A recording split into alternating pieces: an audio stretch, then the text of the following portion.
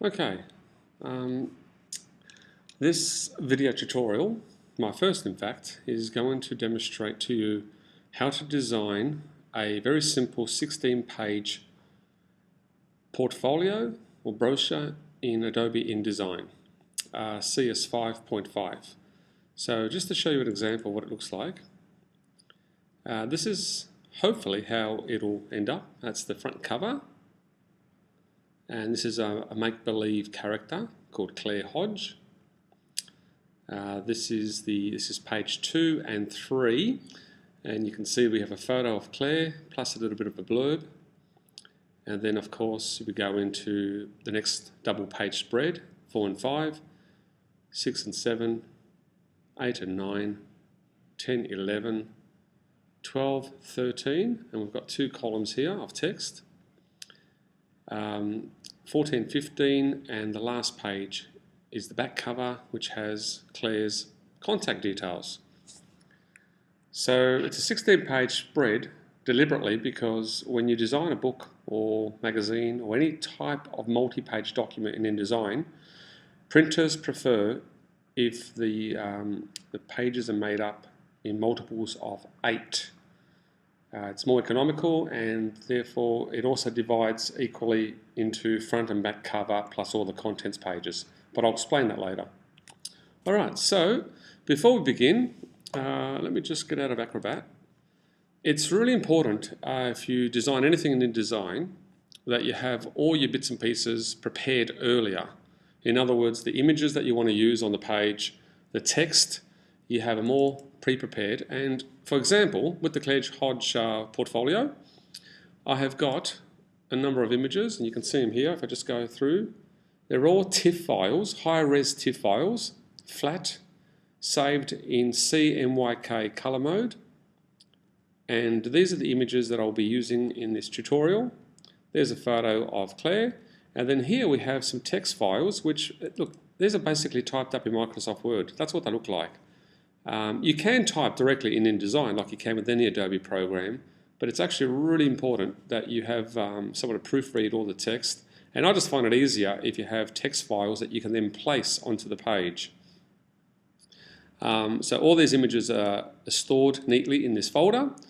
And then when you end up starting to create an InDesign file, it's also important to actually store the InDesign file, which is this one here, in the same folder as your images, because InDesign, other than other programs, it links all the files to it. So you don't actually physically place them onto the page. Anyway, let's carry on and I'll show you what I mean. So there's my folder with all my images ready to go. I now will launch InDesign, and when you open up InDesign for the first time, you'll get to the menu. And if you're not sure whether you're in InDesign, whether you are in InDesign, geez, that's a mouthful, you can see up here next to the apple it says InDesign, because I know some students, they get confused when they see Finder, or if they click they don't know where they are.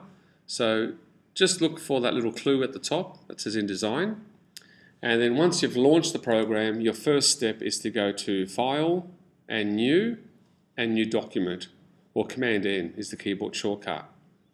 Now when you choose this command, it assumes that you know what the document's going to be about. So for instance, InDesign assumes that you know how many pages you want, what size you want the document, and if you do want columns and margins. Now, because this is a tutorial, I can tell you that it'll be 16 pages long, again working with the multiples of 8. Facing pages simply means that you can actually display left and right pages on the screen at the same time. That's what that means. And that's recommended that you do that, especially if you're working with spreads. The size of the Claire Hodge practice portfolio is going to be A5.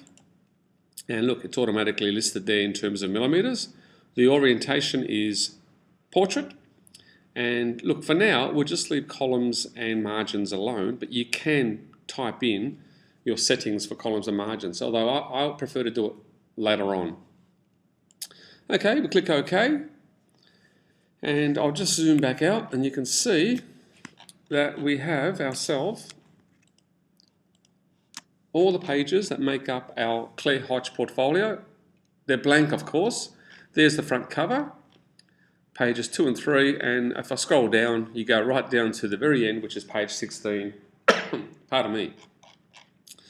So we'll start with the front cover, but just before we start placing images on the page, this white area here is called the pasteboard. Now, it's important within InDesign that you actually click to activate the area that contains the pages that you want to work on. So if I click on, say, down here, notice the ruler on the left-hand side gets darker. So have a look again. From pasteboard to pasteboard, I'm actually activating one area. So if I want to work on page 1, I activate this area. If I want to work on page 2 and 3, I activate that area simply by clicking on it.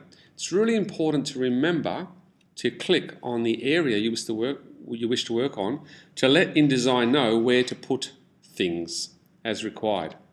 But look, we'll start with an easy little tutorial here. A few things that you might wish to practice with is zooming in and out, and you can choose that from the View menu. Or at the same time, you might be able to right-click with your mouse and zoom in and out. You've actually got a few other commands there. You've got display performances. Now this is important. If you are worried about the look of your images on the page, you can actually go to high quality display, and that should show you the artwork in the highest possible resolution. But most people are happy with typical display. It does save memory if you stay with typical, but more about that later.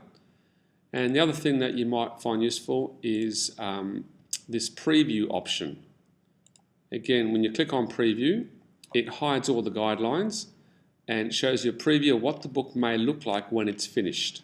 But again, more of that later on. So preview is great because if you don't want to go up here all the time to choose preview and normal, you can just press the W key on your keyboard, the W key, and that will toggle back and forth from preview to normal, which I find fantastic. All right, so the black line that you see on the screen is the actual edge of the page.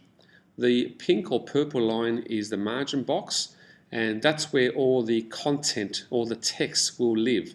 The real purpose of a margin is to house all the columns and text. Otherwise, you don't really need a margin if there's no text. So we'll get back to that later on. But we'll start with the front cover, and this is how you place an image onto the page. And the key word to remember there is place. You go to place under the file menu, which is Command D, and you look for the image that you wish to place on the front cover. Now I know that I had my folder on the desktop, for instance. There it is, Claire Hodge Portfolio, and I know that this is my cover shot, so I click to open that. And your mouse, as soon as you place something, your mouse cursor grabs it as a bit of a thumbnail, and then it's waiting for you to click to place it wherever you want on the page. So I'm just going to click right here, and you will notice that it's quite a bit bigger than the page itself. And this is really important. This is where a lot of students can really get into trouble. You can press in the middle to move it. Now notice I'm on the arrow tool. Okay. Whenever I talk about the arrow tool, I'm talking about this tool here, the selection tool. All right. So I can move it just by moving it with my arrow tool. If, however, I wish to resize it to fit the page, I have to hold down the Command and Shift key together on my keyboard and then drag one of the corner handles. And that will enable me to reposition it where I want. And I'm just going to plonk it there for now. Again, if I press W on the keyboard now and click here, it'll basically show me a preview of what the image looks like. Okay, so I'm in preview mode now, and I'm happy with that. So I've placed my first image, and that's on the cover page. If you don't hold the Command key and the Shift key before you drag, this is what happens. You simply crop the image. So I'll just go Command Z to undo that. So remember, if I just simply drag the handles without any keyboard intervention, I'm cropping the image. I'm not resizing it. So just remember, Command Shift and drag is for resizing. Now you would have noticed as well, if I zoom down the bottom here, that there's a little bit of an overhang. I did that on purpose. Because I want the image to bleed up to the edge of the page at the bottom, I have to allow a little bit of an overhang. So in other words, the image itself is a little bit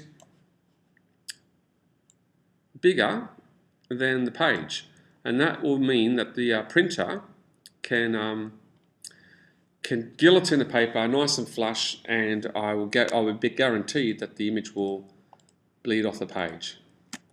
I just got a bit tongue-tied then because the lights went off, and I think it might affect my tutorial. So let me just stand up and wave around. The light should come back on. Alright, doesn't matter. Keep going, Con. Alright, let's go on to the next image placement. So this time I'm going to put an image on page 3. So again, File, Place, and the image on page 3 is actually going to be the photo of Claire Hodge. It's important to introduce yourself if you are doing one of these portfolios at the very start of the book. So again, it's much bigger than the page. I'm going to reduce it to fit. You can see now, I'm just going to position it there. I have got an idea as to where I want the image to be positioned on the page before I started. So I kind of know the layout of this, this book. Once again, there's a bit of an overhang. You can see it there on the right hand side because again, that's where my bleed is. It doesn't have to be too much. You don't go crazy like that. You just have to have about 3 or 5 mils over the edge of the page, and that's called your bleed area. All right, we'll come back to that page to add the text, but for now, let's keep going with our image placement. Notice I click on the page first to activate it, and then I go back to File, Place, and we can start with image number 1. We're going to plonk that over here, drag it to position it, and then Command Shift and drag to resize it. And with this one, I might just have it flush to the middle of the page, so it sits like that. And then I'll go to the next one, Image, Place, and here we are, image number 2, Stag Moon, it's called. Now this one, from memory, I think it's quite a big one. Oh, what happened then? Sorry. Something strange happened. All right, now look how big it is. It's exactly A4, which, because I'm working on an A5 document, fits beautifully across 2 pages. 2 A5s equal 1 A4. However, because I want this to bleed, I'm going to chill a little bit, and I'm just going to resize it a little bit bigger so I get that bleed area that I spoke about earlier. Now, in a perfect world, you always want your images to be bigger than the page itself because it's far better to reduce the image in size than to increase. Every time you increase an image, you lose resolution. Okay, again, I'm going to activate the next 2 pages. Back to File, back to Place. Now this might be a little bit monotonous now, but just bear with me. I'm going to do this fairly quickly. Here we go, Tortoise. Click OK. And we're going to position that roughly there. Option, Command and drag, Command Shift and drag.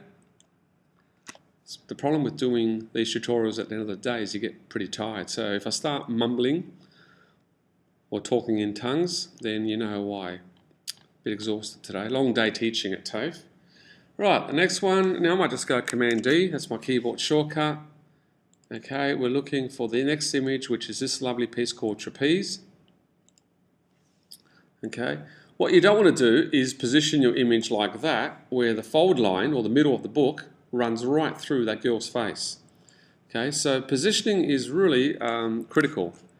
You can position it there, for instance, although you've got to be careful again, Command Shift. Now, you don't want to do that because you're increasing an image. You always want to reduce. And I might just put that there. So there's some sort of continuity with the image on page well, the image back here on page 4. And try, if possible, to establish some continuity in terms of where you lay things out. All right, we're almost there, folks. Command D. Bear with me. We're going now to our portrait orientation images. We've got 2 here. This one's called Molly, and I'll just plonk Molly over here. Again, Molly has been sized up in Photoshop to be A5. I'm just going to cheat a little bit and just make it a little bit bigger on all 3 sides except for the middle to allow for bleed. And then the last image, I believe, is one called Sunkiss. And here we go. Where are you, Sunkiss? There it is. And we'll put this one on the other side. And look how much bigger Sunkissed is. So this is great.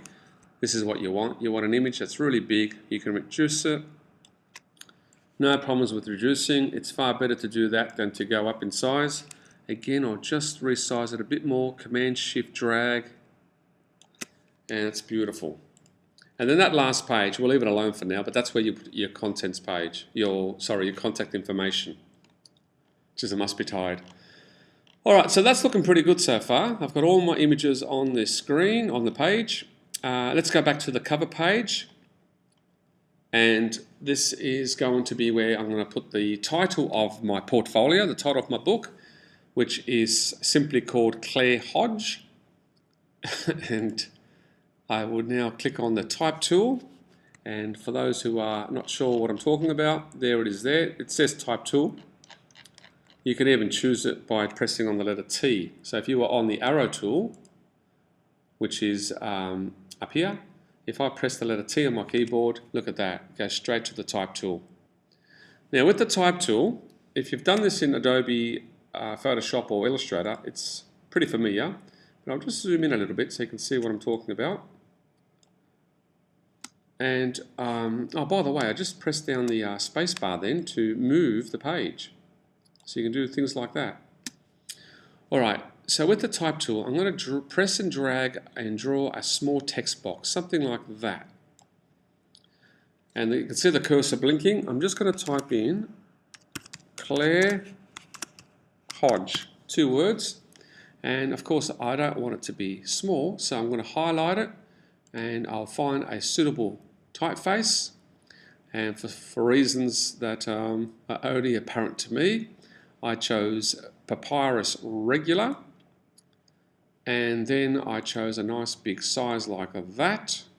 Now don't be scared if you lose some of the word. I've gone from 12 to 36 point and it looks like I've lost the surname, but if I click back on the pointer tool, you'll see that I've actually hidden the text because the text box was too small to accommodate the increase in size. That little red panel there, that little red box that you see right there, that with the cross in the middle is your clue that you have hidden text.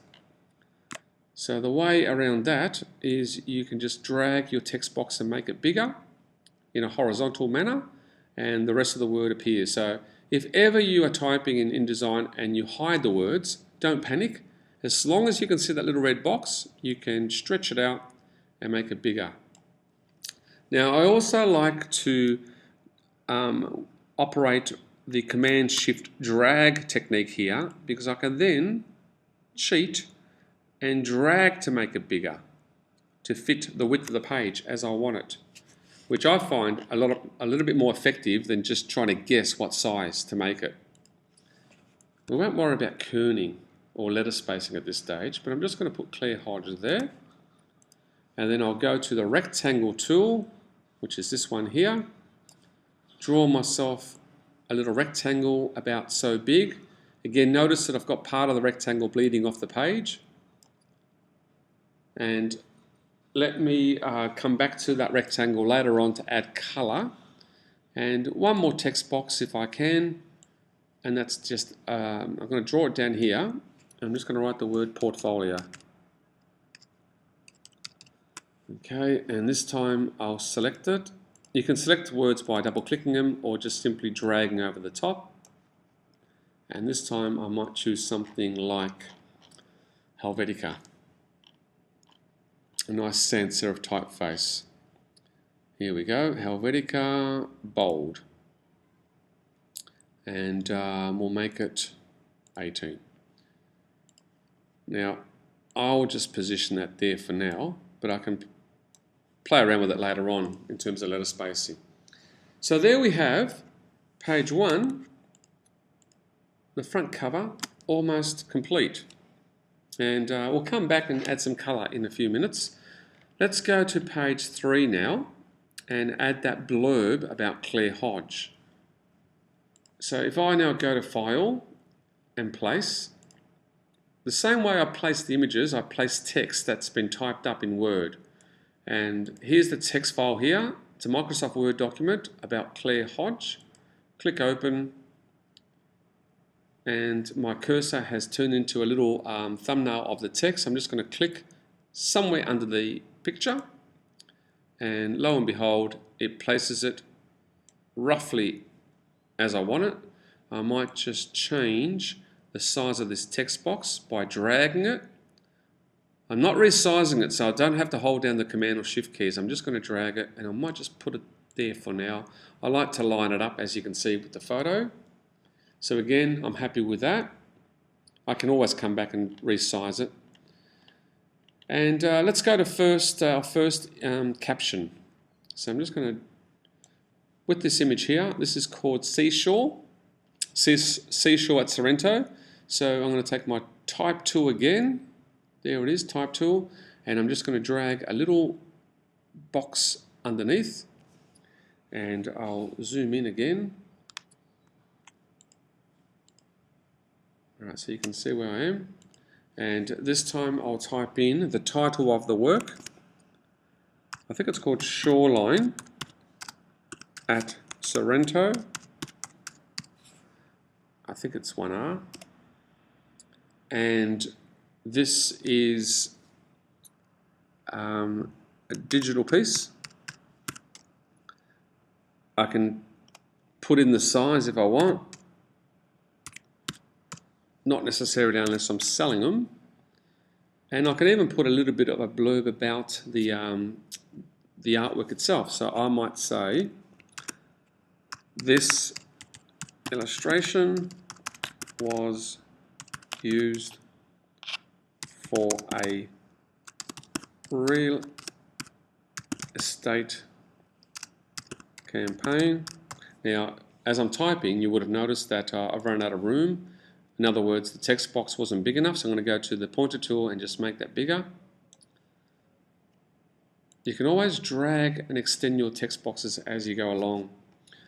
Campaign for Stockdale and Lego. Now it's hyphenated Stockdale, but don't worry about that. I can actually now select all that. Okay, I can just drag and select it all. I can go up here where it says font type, and I can choose again. I like to use my sans serif fonts. This time I might look. I'll go to Calibri. I like Calibri regular, and I'll change the size because it's a caption. I'll just make it 9. It's a question that many people want to know about whether or not you include a year. As soon as you put a year in, it dates the work quite dramatically, and in some cases, if you're trying to develop a portfolio that is meant to be quite current, people look at that as a bit dated. You know, it sort of loses the momentum of when you did the work. All right, so there's my caption. I can even go small if I want. That's 9 point. I might even go 8 point. Live on the edge a bit. And then if I go back to the arrow tool, I can do that. I can resize the text box until I end up with a reasonably good shape. And it's a question of where I put the caption. I can stick it over here if I like. And so when you look at the whole double page spread, you've got something that looks like that at the moment. And that's what design is all about, is looking at some sort of harmony between the left and the right page, working out where's the best place for the caption. I might decide the best place is actually, after all, over here. Or I could decide it's up here. Now, there's a funky little feature. I might just put that back there for now. There's a funky little feature in InDesign called Paste in Place. And I'll just show you how that works. Let's say I have typed up my caption, I've chosen the font, the size, and I'm really happy with it, and I want to duplicate that on another page. What you do is you basically select it, you choose Edit and Copy, or Command C, and then you go to the page that you want to paste it on. So let's say you want to paste it on this page here, in exactly the same spot. You click on the new page to activate it, and then you go to Edit and you choose Paste in Place. And InDesign will paste it in exactly the same place as the previous page.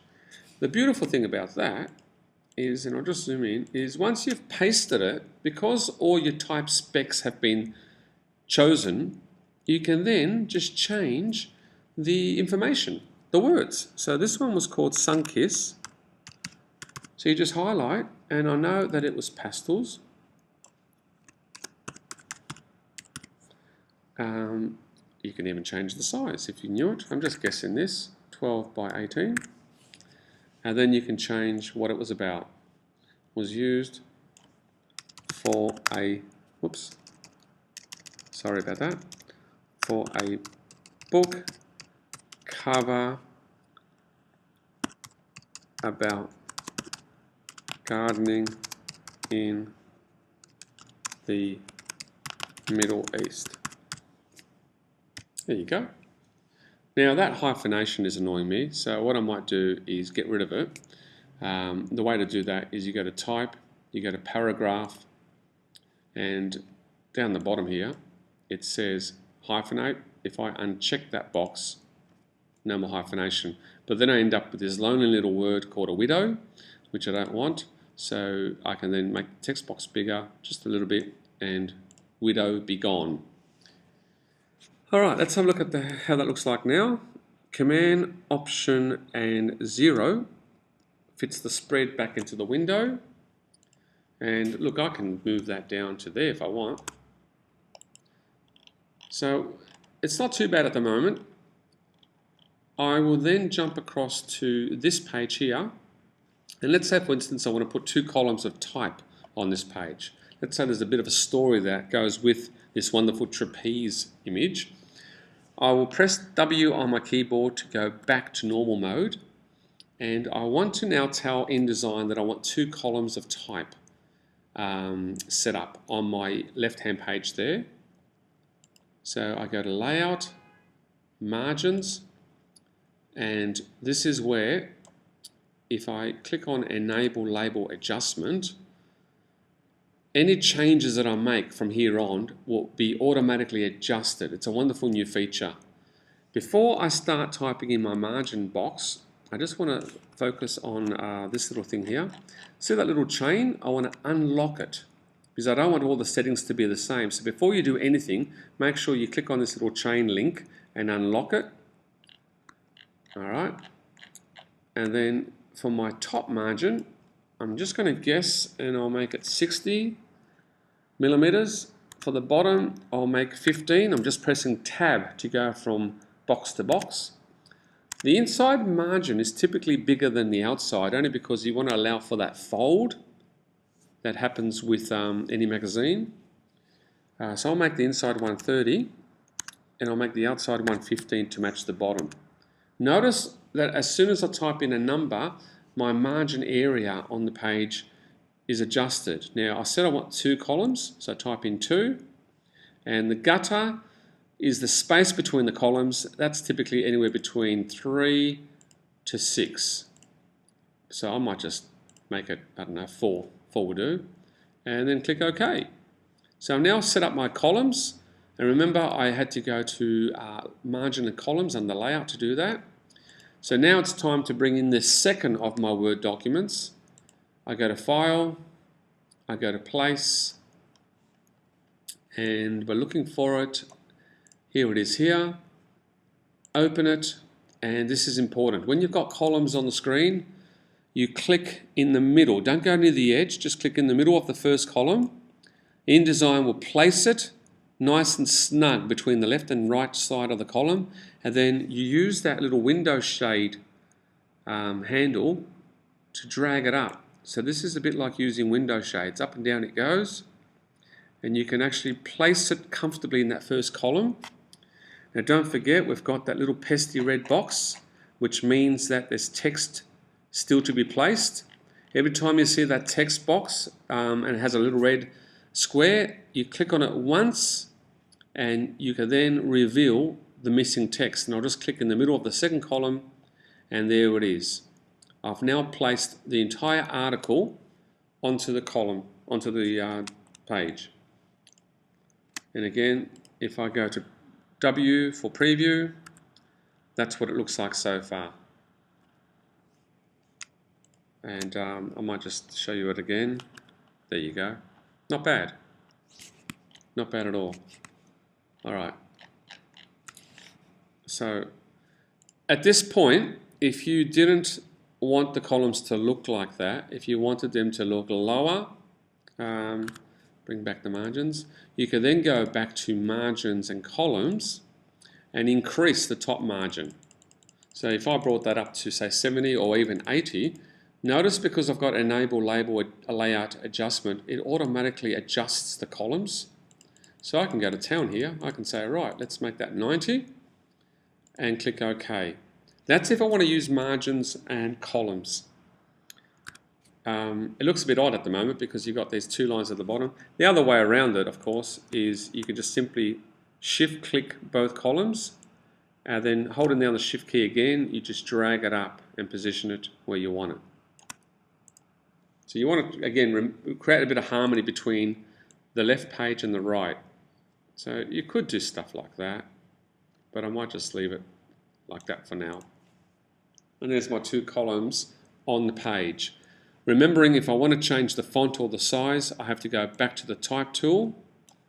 I have to select all the text, so I can do that by dragging over it, or I can just simply click anywhere in the text and go Command A, or I can do not 2 clicks, not 3 clicks, but 4, 5 clicks, and it does the whole text. And then I've got a choice up here of font, size, and so on. Look, this is currently 9 points, so I'm happy with that. I might increase the leading a little bit, just so we can breathe a bit. Leading, as you know, is line spacing, so I might just do that. The red box is still there, so I'll bring that down to here.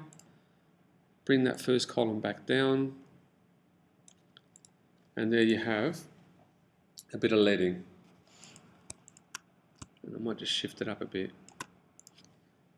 If I wanted to apply this to all the other pages, I'd have to create my margins and columns at the start of my working document. But for now, look, I'm happy with that. I don't want to spend too much time on this tutorial. This is just designed to give you the basic skills. You can always stop and pause this or rewind it. I apologize if I'm a bit clumsy. It's getting pretty late in the day. I haven't had dinner and I'm getting a bit tired. You can probably hear it in my voice. But let's now move on to a very exciting area, which is all about color. Now, some people that apply color, what they do is they go to the swatches palette, which is this baby here. And if you haven't got the swatches palette, you can always go to Window. It's under color, and there it is. F5 is the shortcut. But yeah, to apply color, there's only two things that you have to remember. And this is at the very top of the swatches palette. There's little icons here. If you want to fill or apply color to shapes, you click on this button. If you want to fill or apply color to text, you click on that one. Some people get these two confused, but as long as you remember this one's for shapes and this one's for text, you won't go too far astray. So let's say for argument's sake, I want to color in that rectangle. You select it, and then you make sure you're on the little square there. And then with these two little buttons here, if I can just show you them again. If I just hover over the top one, that's fill, and the bottom one is stroke, which is the outline of the shape. So at the moment I have no fill, but I've got a black outline, and that's true because if you look at my rectangle, it's a black outline with no fill. I want to now fill it with an ugly cyan blue color, and I don't want any strokes. I'm going to click on that black stroke icon and say none. And as you can see, I have now filled my rectangle with blue with no stroke. With the text, you click on it, make sure you click on T over here. It's black at the moment. Let's say I wanted this ugly magenta color. Bang. And the same with portfolio. Let's say I wanted that to be red. Again, click on T, and there it is, red. If you don't click on the T over here, and let's say you're back over here on this little icon, this is what happens if you click on a color. It actually fills the text box with the color. So that's easily fixed. You just click on none. So just make sure you always click on that little T at the top of the swatch palette, and you'll be fine. Now, obviously, I've chosen those ugly colors on purpose because really, if you want the Conner Manuel guide to choosing color for page layout, you can't go wrong if you sample colors from the image on the page. So with this wonderful portrait of this girl, there's some beautiful browns and greens. I would like to sample those colors and use them as my color palette. So this is how you do it. I'm just going to deselect everything first by clicking elsewhere. You notice in your toolbar you have an eyedropper tool. Click on that, and then if I want to apply color, notice down here it's going to change color as I click. Sorry, up here where it says fill. Watch, keep your eyes on that area of the toolbar as I start option clicking my eyedropper around this portrait. Okay, so I'm just clicking on the hair. I'm going to click on the orange part here. I'm going to click on the green part. And I don't know if you can see this, but it's actually changing color depending on where I click. I'm just simply holding down the option key and clicking spasmodically all around this image. Whatever I click on, I'm actually sampling that color.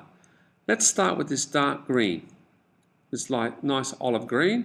If you look now at this little window here, I've sampled it here. Now what I want to do is save that green to my swatch palette. So then you go to the top right hand corner of your swatch palette, which is here, and it says new color swatch. Get rid of this tick that says name with color value and give it a name. And I'm just going to call this olive green. You can see it's already set up as CMYK, which is perfect because the image, don't forget, was CMYK to start off with. Click OK, and there you have olive green added to my swatch palette. I'll go back to my eyedropper, option click this orange color here. There it is at the top, option click, new color swatch. Once again, get rid of that tick, type in orange band, whatever you want to call it. Click OK, it's added, and I might just go for one more option click, and this time I'll go for, let's go for that lip color, that sort of browny lip color. And again, new color swatch, get rid of name and color, and we're going to call this lip brown for lack of a better name. So now, with using the eyedropper, I have sampled 3 new colors. Olive green, orange band, and lip brown. I've just come up with those names myself. So this is much more effective if I then go with my pointer tool, my arrow tool, and click on the name, Claire Hodge. Click on T up here.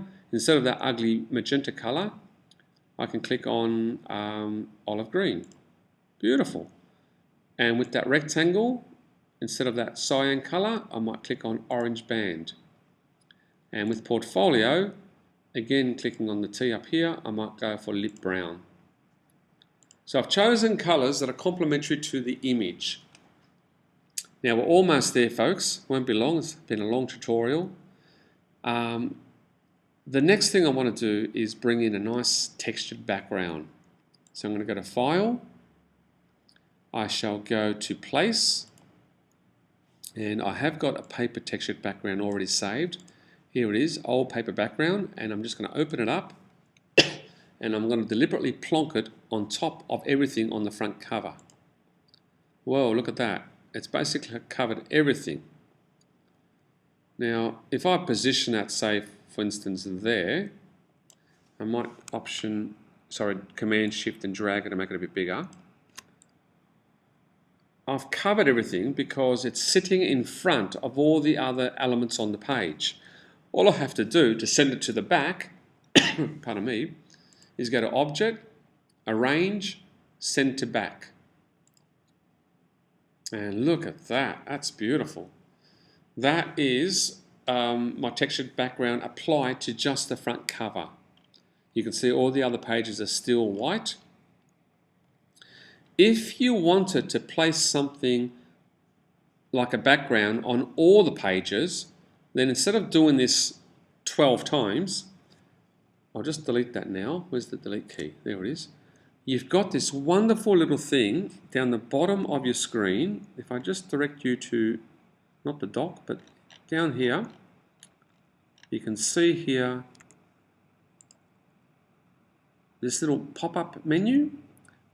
It shows you all the pages, so you can jump to any page that you want just by choosing it from here. But I'm looking at the master page. Right down the bottom left-hand corner of your screen, this little pop-up menu, you can choose the master page. And this is just basically a blank page at the moment, a blank spread. The trick with the master page is that anything that you put on the master page is then repeated on every page in your document. So it's like a mirror. So if I go and place my background texture onto the master page and I position it just so, a little bit of bleed, Command Shift drag to make it bigger. Okay. So that now is on my master page, and you can see down the bottom here that I've got master page selected. When I now go back to page 1, it's there, it's on page 2 and 3, in fact it's everywhere. It's brilliant. And this includes things like page numbers, it includes logos and so on. So I use the master page quite a lot whenever I want to repeat something on all the other pages. Look, I might go home now and have a bit of dinner because I'm getting tired. If I get the energy, I might do another tutorial later on. But for now, I'm going to leave it at that. I hope you enjoyed it. You can, of course, save this to the same folder as before, Clear Hodge Portfolio. Might just call it number 2. And as long as it lives in the same folder as all your source files, your images and your text, then it makes for good housekeeping and it means all your links will be retained. So thank you very much, and I'm going to say good night just by clicking on Finish.